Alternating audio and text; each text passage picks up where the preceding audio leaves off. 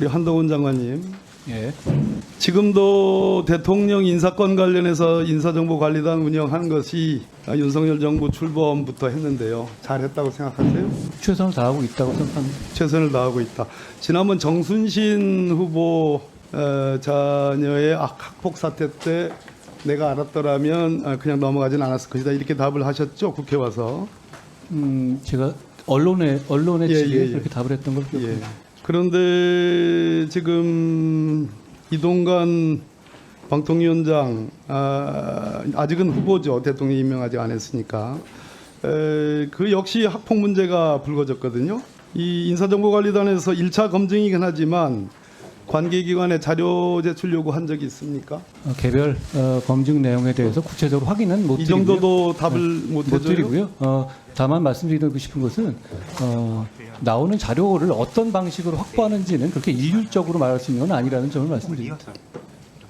네, 인사정보관리단이 법무부에서 이렇게 하는 것이 이 음지에서 인사검증과 관련해서 음지에서 양지로 끌어올리는 일종의 책임성의 강화, 투명성의 강화라는 그런 취지로 답을 하신 적이 있죠. 지금 양지에서 이렇게 문답을 하고 있죠. 예. 진지하게 좀 답을 당연히 해주세요. 진지합니다. 진지하게 물어주시면 제가 진지하게 답을 하겠습니다. 그러지 마세요 좀. 자, 자, 관계기관에 자료 제출 요구하지 않으신 것 같아요. 또 언론 보도가 최종 인사청문회까지 수없이 많이 났는데 거기에 등장하는 인물 중에 예를 들어 김승유 이사장도 있었고 충분히 물어볼 수 있을 거라고 생각이 듭니다. 물어보지 않으신 것 같고 아니면 아니라고 얘기를 해주세요. 또 교사들의 증언들이 있었습니다. 또 피해자들은 뭐 굉장히 말씀을 많이 하셨고 호소도 많이 했습니다. 역시 이 부분에 대해서 검증한 바 있습니까? 저는 객관적인 자료를 1차적으로 검증해서 1차적인 자료를 대통령실에 넘기는 임무를 하고 있고요. 지금 말씀하신 그 내용들이 그저께 며칠 전에 있었던 인사청문회에서 서로 간의 입장이 오고 간 것으로 알고 인사검증 있습니다. 소관 부서의 예. 담당자 주무관서장인 장관께 묻는 겁니다. 청문회가 아니잖아요. 아니 거기서 그걸 묻는 거예요. 거기 나온 얘기니까 저희가 그걸 안 봤다고 그렇다고 해서 그렇겠죠. 입장이 다르기 때문에 같은 질문이라도 다른 답을 기대해서 내가 묻는 겁니다. 의원님이 7월 원하는 27일 날 답을 해드린 건 아니니까 제가 7월 답을 27일 드려주시면 될 것 날 같아요. YTN에 이동관 후보자의 처가 2천만 원을 인사청탁 명목으로 받은 바 있다라는 보도가 있었습니다. 그리고 그 다음 날 대통령께서 이동관 후보자를 지명했어요. 그럼 적어도 한 며칠 상관을 한번 그 문제가 어떻게 되는 것인지 검증을 해본 뒤에 지명해도 늦지 않을 사안 아닌가요? 그 지명된 얘기고요. 그리고 그 얘기까지도 지금 청문회에서 서로 공방에 왔던 문제 아닙니까? 인사검증 부서장으로서 장관께 묻는 거라니까요. 제가 그렇게 답드리고 있어요 지금. 예.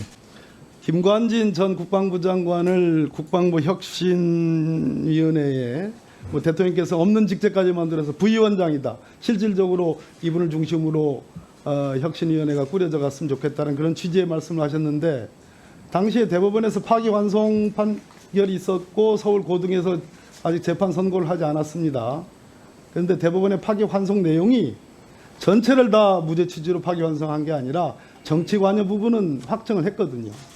그러면 하부심에서 실형이 날 것을 상당히 예상할 수 있었는데 장관으로서는 예상할 수 있었다고 봐요. 오랜 동안 형사사건을 취급을 해왔기 때문에 그 부분 역시 인사검증의 실패라고 나는 보는데 어떻게 생각하십니까? 말씀드렸다시피 저희가 하는 것은 그 객관적인 상황이라든가 자료를 수집하는 것이고 의뢰받은 것의 하나입니다. 추천이나 비토는 저희 업무 영역이 아닙니다. 그 의원님들께서 작년 12월에 제가 인사검증 내용에도 접근하지 못하도록 해야 한다고 명문화를 요구하지 않았습니까? 그럼 그 입장이 바뀌신 건가요? 하나하나 제가 다 챙겨보고 앞으로 그럼 역시- 차차라도 해야 되는 건가요? 역시 그 입장은 장관의 바뀌신 거잖아요. 책임이 돌아가는 부분에 대해서는 권한이 나는 없다고 얘기를 하고 그렇지 않습니다. 빚이 날 부분에 대해서는 나는 그걸 자랑스럽게 잘하고 있고 최선을 다한다고 또 공치사를 하고 이러네요. 아니, 그 박범규 의원님 판단이시고요. 동의하지 않습니다.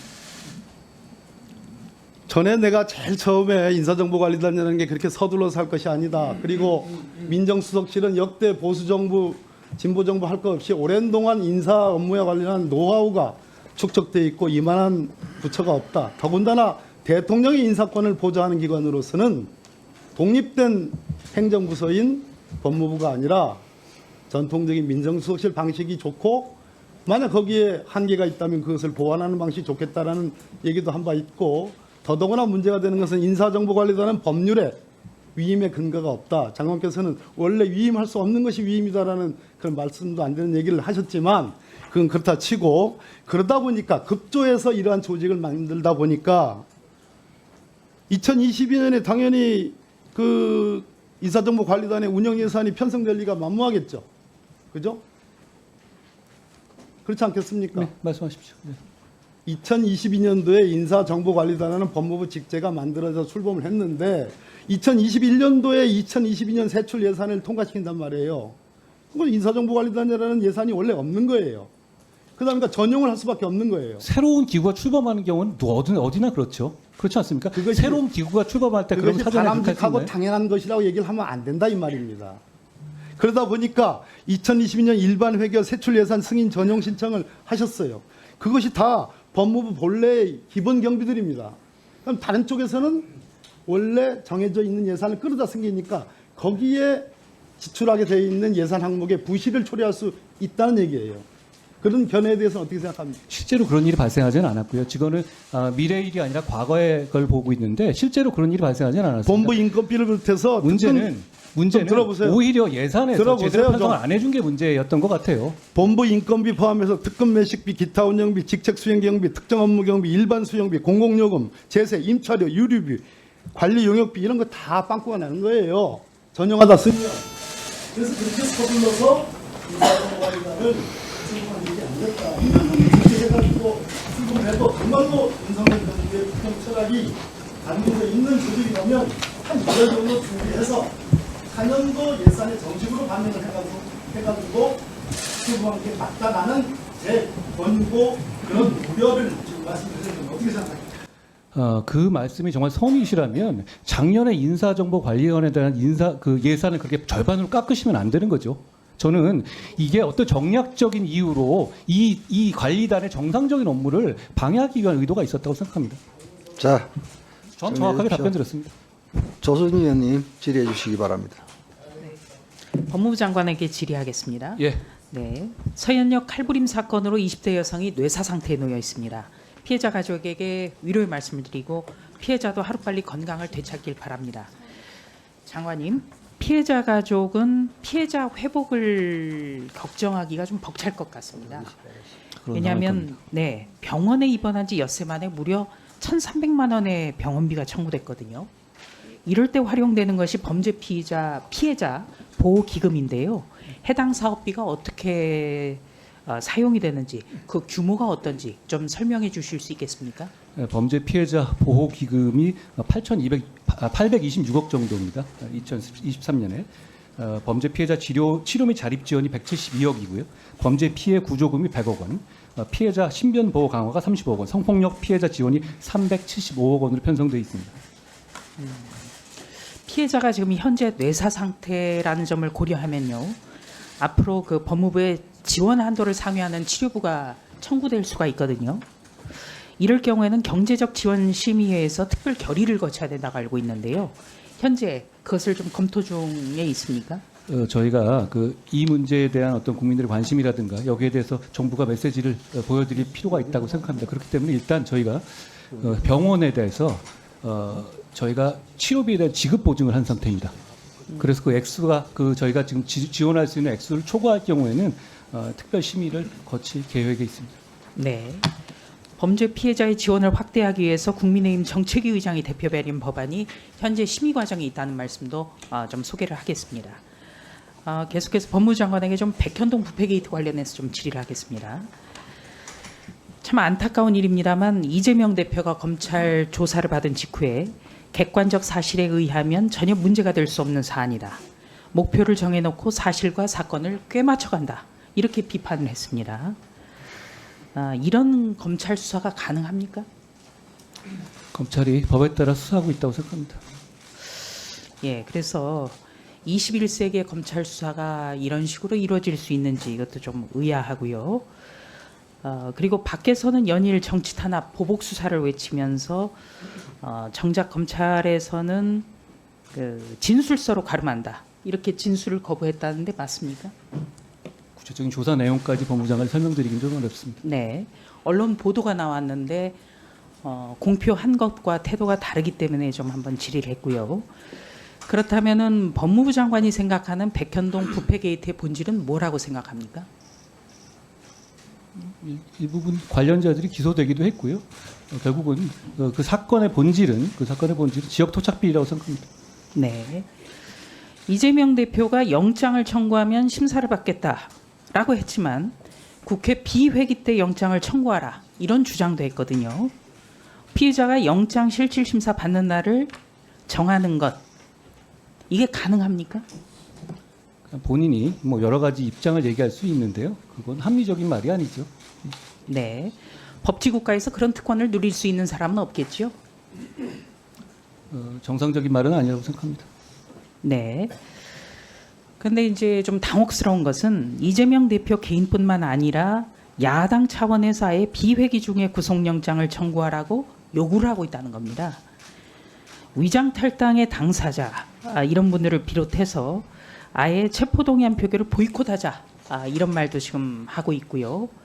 그리고 전직 법무부 장관이 위원장으로 있는 위원회 같은 경우에는 검찰이 8월 국회 비회기 중에 구속영장을 청구하기 바란다면서 영장 청구 시기를 본인들이 정해버렸어요. 이런 일이 법치국가에서 있을 수는 없다. 이렇게 진단을 합니다. 장관님, 영장 청구가 비회기, 회기 이런 시기를 고려해서 정해지는 것이 아니죠? 수사 상황에 따라 정해지는 거고요. 뭐 그런 문제에 대해서 그리고 그게 누가 그 불체포 특권 포기하라고 누가 요구한 사람이 없습니다. 네. 민주당 자체에서 얘기했던 것이고 그 논의되는 것인데 왜 그걸 왔다 갔다 하면서 그거 책임을 뭐 저한테 묻는지 모르겠습니다. 그런데 이제 언론이라든지 세간에서 이 영장 청구 시기에 대해서도 관심을 갖는 것은요. 바로 정기국회가 시작된다는 점 때문이거든요. 9월 1일부터 정기국회인데요. 정기국회는 법정 회기를 연기할 수가 없습니다. 따라서 12월 10일 폐회 전까지는 비회기가 없습니다. 그렇다면은 검찰이 이 대표의 요구를 따른다면 8월 말이 아니라면 12월 10일까지는 영장을 청구하지 못한다는 얘기가 되거든요. 아마 그래서 다양한 그 언론의 분석도 나오는 것 같습니다. 예단할 수는 없는데 좀 어떻게 보십니까? 그런 거 계산하고 수사하지는 않고요. 증거에 따라서 법적 절차에 따라서 수사할 걸로 봅니다. 그러니까 이 영장 청구 시기는 수사하면서 진행되는 것이지 뭐 비회기 해달라 이런 주장 자체가 터무니없다 이런 말씀이시죠? 영장을 청구한다고 공언한 바도 없습니다. 아직 수사 중이라는 말씀을 드립니다. 그러니까 그것을 전부 다 예단해서 모든 것의 경우의 수를 가지고 그렇게 전략 짜듯이 뭐 그렇게 하는 건 자유지만 그건 검찰하고 무관합니다. 네. 법원 행정처장에게 좀 질의를 드리겠습니다. 네. 예. 김명수 대법원장 임기가 얼마 안 남았죠? 네. 네. 9월 24일까지인가요? 네. 네.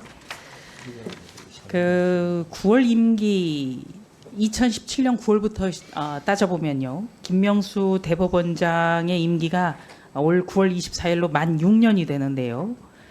어떤 정치적인 어떤 해석이라든지 여러 가지와 별개로 재판 지연이 가장 큰 문제라고 생각을 합니다. 이 언론의 지적에 대해서 동의하시죠? 네, 저희들 누차 저희가 겸허하게 이 상황을 받아들이고 있습니다. 네. 개선해야 된다고 생각하고 있고요. 네. 통계로 보면 정말 심각한데요. 2년 이상 판결이 안 나오는 장기 미제 사건이 3배 이상 늘었어요. 이것도 알고 계십니까? 네, 정확한 수치만 대략 좀 만 수치가 있습니다. 네. 그럼 가장 대표적으로요. 조국 전 법무부 장관 같은 경우는 3년 1개월 만에 1심 선고가 됐습니다. 알고 계시죠? 네. 이거는 비슷한 사례가 없죠. 그러니까 어떤 비교할 대상을 찾기는 어렵습니다만 절대적으로도 하여간 재판 기간이 네. 길다라는 평가는 받을 수 있는 것입니다. 그리고 청와대 울산시장 선거 개입 의혹 사건 같은 경우에는 해당 국회의원